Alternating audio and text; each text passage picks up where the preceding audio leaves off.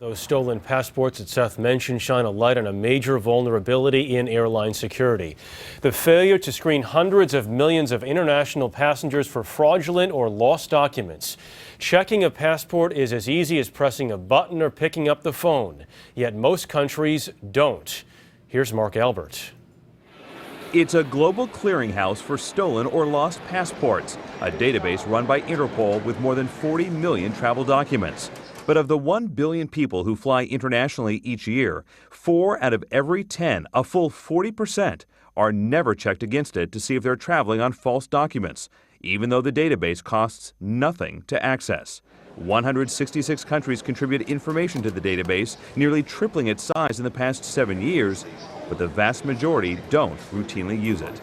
This is not a complicated system in terms of accessing the data.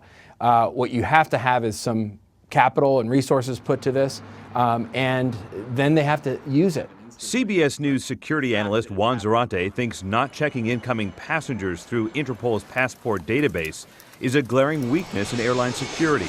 Malaysia had access to the database, yet the manifest on Flight 370 wasn't checked. There's no question that the international system, the aviation security system, has to get better.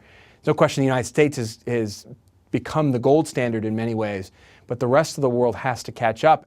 Interpol Secretary General Ronald Noble has criticized the lack of widespread use of the agency's stolen and lost travel documents database, known as SLTD, by most countries, telling a security summit last month, quote, "Only a handful of countries are systematically using SLTD to screen travelers. The result is a major gap in our global security apparatus that is left vulnerable to exploitation by criminals and terrorists." Interpol says about 60,000 inquiries a year match a lost or stolen passport in the database.